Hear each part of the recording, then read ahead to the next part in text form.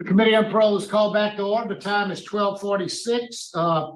Our remote location is Evolves Detention Center with the staff at Evolves. Please introduce themselves.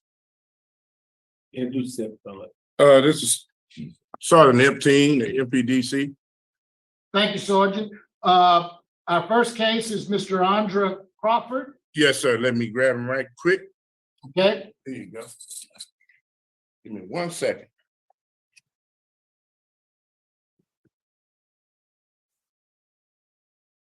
My 60-year-old kid. Okay. How many of them? 10. Right. Yes, sir. Here's Mr. Crawford, Your Honor.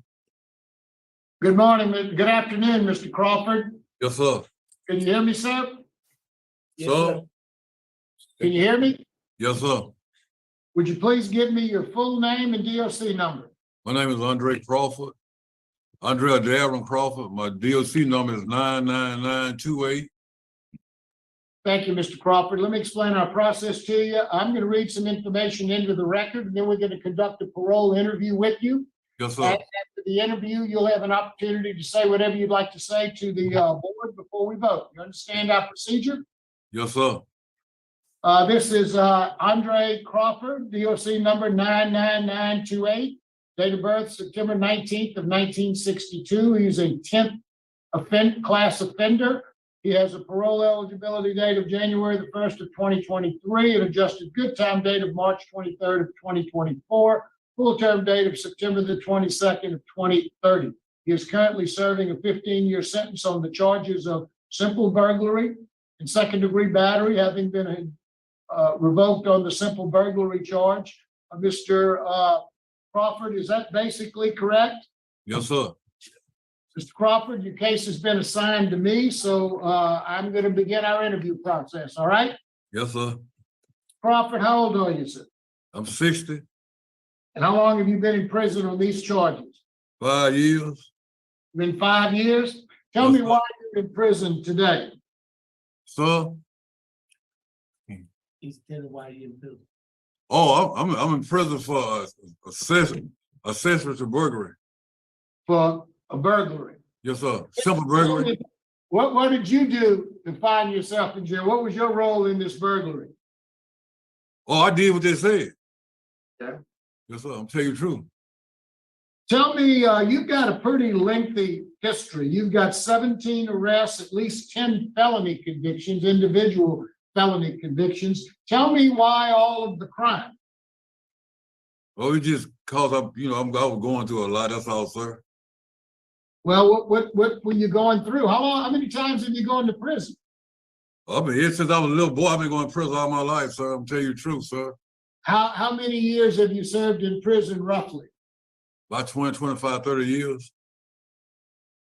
And why is that? What do you continue to come back to prison for? Well, I'll tell you the truth, sir. Since I've been incarcerated now, my mind ain't sitting on prison no more.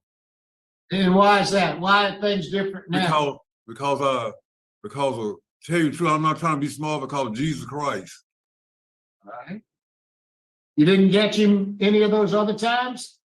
Oh no, sir, because I was living in darkness. I wasn't paying no mind. God, how far did you go in school? 12th grade, sir. Did you graduate? No, sir. Did you ever get your GED? No, sir. I tried when I was in prison, sir. And why couldn't you get it? Because, like I say, they shift me. They shipped you around. Yes, sir. How often did you try to get it? Ever since I've been down in 5 years, I've been trying to get it. But I was in school. But they wouldn't, you know what I'm saying? I've been in for so long, like 2 or 3 years. They just dismiss me, because I've been in there a long time. And they really want somebody with a high set that they can go on and get in there and get out of there. But How I'm about drugs slow. and alcohol? You drink? No, I'm a slow learner. Okay. Did you ever drink?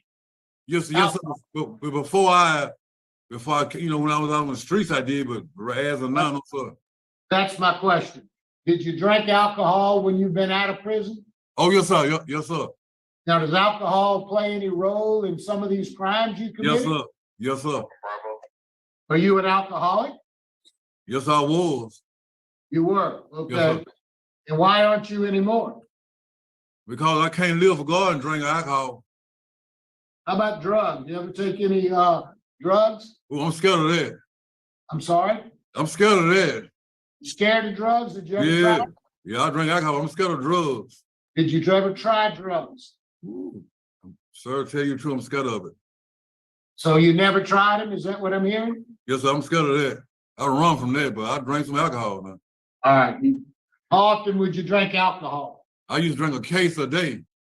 Case of what a day? Beer? Yes, sir, Bush. What kind of programs have you taken while you've been in prison? What I was taking what you call this? His education program. I can't call the name of his education program, but I was taking it in when I was down there. Have you taken any kind of classes to help you with your alcohol? Oh, yes, sir. I was taking I can't call the name. If I call the name of the class. Lamshaw and them had a class down there at BDC. Well, tell me what you learned about it. I learned about not to touch none of drink or drugs. All right. So how are you going to stay sober if you get out? Read the Bible and go to AA meetings. AA meetings are important. Tell me what you know about AA meetings. I know they learn you not to take no drink. Have you ever been to an AA meeting? Yes, sir. They got one in Minden. And how often do you go? Oh, well, I tell you the truth, sir, I don't know how often they have it. I ain't gonna lie to you, but if they had it, But how often have you gone to the meetings? Oh, I ain't been in one a long time. I've been incarcerated. Okay, so you haven't been to an AA meeting in a long time. Yeah, because I've been incarcerated. Did you ever go to AA meetings when you were on the outside? Yes, I was going once or twice, but I wasn't going to everyday thing. Where will you live if you get out? Sir? Where will you live if you get out of prison? Oh, I was staying with my sister. They got a house out there. I was staying Darchie Road. What kind of work would you do? Can you work? Yes, sir, I was sandblasting at the sidewinders. Then I was working, I was doing like little work on the side. But I really draw a check every month.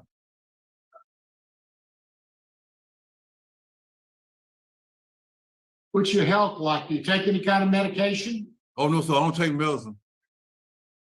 Tell me a little bit about your disciplinary conduct. In August of 2021, you got in trouble fighting. What happened there? Oh yes, sir, I got in a fight because I don't like nobody. I'm kind of like, I don't like no another man too close to me or nothing like that there, you know what I'm saying? But I'm trying to tell you, for bumping me or getting up against me, I don't like it because I got a complex about my body, what I'm trying to say. And for you touching my body, I hurt you by trying to feel on me or something like that. Not only did you get a write-up and lose 30 days of good time, you got convicted of yes, sir. second-degree battery, right? Yes, sir, because I hit him with my fist, and when I hit him with my fist about 2 or 3 times, I kind of messed up his mouth. Have you taken any kind of anger management courses? That's what I was saying down the BDCC, we was taking them classes down there. When was that? That was before I came down here. I can't tell you exactly the date and stuff, but before I came down here to Mohawk Parish. You're very high risk. We don't see that very often, but your risk assessment is very high. You have a very poor supervision history. You have victim opposition. You have law enforcement opposition. Let me talk to the staff there, see what they can tell me about you. Yes, sir. Yes, sir, Mr. Tom. What can you tell us about Mr. Crawford? We've only had him a little while here, but he's a pretty calm inmate, always to himself, reads the Bible, helps clean the dorm, no problem whatsoever, none. Anything you tell him to do, he do it without any talking back, any attitude, none of it. Very calm person, stays to himself. Got a few guys he read the Bible with in the mornings and in the evenings. I mean, we have not one problem out of it. Thank you. I appreciate your comments. Yes, sir. When, Mr. Crawford, Mr. Crawford, stand here, right here. You gotta stay. do you remember going to the Steve Hoyle program? Yes, sir. Though I said I was in there down there too. When were you in that program? I was in there when 2 years ago before I got the charge. And why did you get discharged from that? Because I got in that fight. You got in a fight? Just like I got in that fight you was talking about. All right. Okay. All right. That was that, Steve. Yeah, come take myself. Okay. Yes, sir. Anything you'd like to say to us before we vote? Yes, whatever you ask me, I'm gonna tell you the truth, sir. He said, anything would you like to add or tell them good? What's good you do now that you didn't do, or anything different? You want to speak up for yourself? I'm just ready to do right. Go out and do it right, like I'm supposed to do. Do right, give me a job and do what I got to do to live. Do you feel like you would try to rob somebody? Oh no, sir. I'm scared of that. What are you looking for? Yeah, I want to do the right thing, not the wrong thing no more, sir. Thank you, Mr. Crawford. Yes, sir. Mr. Crawford, I read your record and I was really hoping because of your age to be able to vote differently, but you got a serious drinking problem. You haven't really had any treatment for that. You were in a program that could really help you. Got kicked out because you got in a fight and got convicted of that charge. Not only just a write-up, but you got convicted of that charge. Been arrested over 17 times. You have 10 felony convictions. You're very high risk. You have a high risk assessment, poor supervision history, victim opposition. My vote today is to deny you. So I'm only one vote. Mr. Roche? Mr. Chairman, my vote is the same for the same reason. Thank you, Mr. Freeman. I concur. Mr. Crawford, I'm going to suggest that you try to take some substance abuse programs, that you learn a little more about AA. I think AA is a good thing for you to do. I think you need to learn more about the 12 steps so you can follow up and do that when you get out. You do have a good time date of next year. You're going to be out within the next 8 or 9 months. So good luck to you. Thank God. Thank God. All right, I think we're done at Walls. Thank you very much for your help. Yes, sir. Thank you, sir. We'll be adjourned at Walls Parish. All right. Thank you.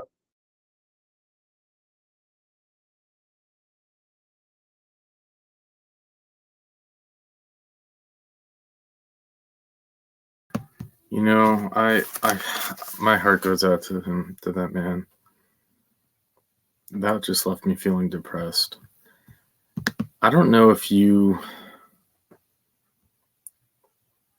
watch Soft White Underbelly, but I'm quite a fan of that YouTube channel, Soft White Underbelly. If you haven't heard of it, I recommend you check it out. And what he does is he interviews people around the world, but mostly in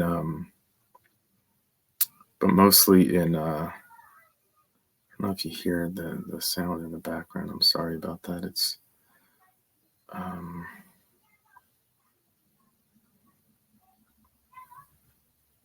but mostly in, why am I forgetting where he does it now? But in a bad area. And the people that he interviews, a lot of them reminded me of Mr. Crawford. And certain things that kind of stick out. But we see a lot of people that he interviews that are homeless, living in tents. They have major addictions, whatever it might be. And a lot of it is caused by being abused as a child, being terribly abused. and never being able to really come to grips with it. And the reason I bring that up now is, I could be completely wrong. But he talked about the fight he got in and how he doesn't like being touched. And I'm just guessing, but I think it's safe to assume that he's probably just had a really terrible life that's brought him here. And yeah, he's been unable to stay out, 10 felony convictions, 60 years old. It was a bad interview. What they're looking to hear you say is not that you found Jesus. When they say, why aren't you going to come back? They want to hear you say, I'm tired. They want to hear you say, I'm tired. If you could tell them that you're tired, that's what they want to hear.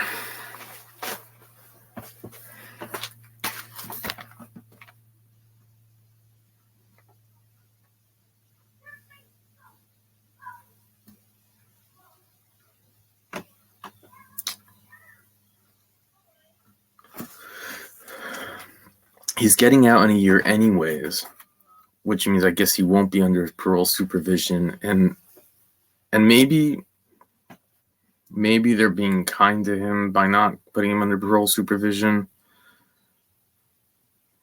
because I don't feel comfortable. I don't believe that he won't get back in. Frankly, it's sad, but what's the right answer? I don't know. Probably a lot of therapy. But they sent him to a program and he got kicked out. And maybe some people, there is just no answer. But it is, could they have sent him back to a program and give him another shot at it? Could there be something that you can do? I don't know. But it certainly made me feel sad.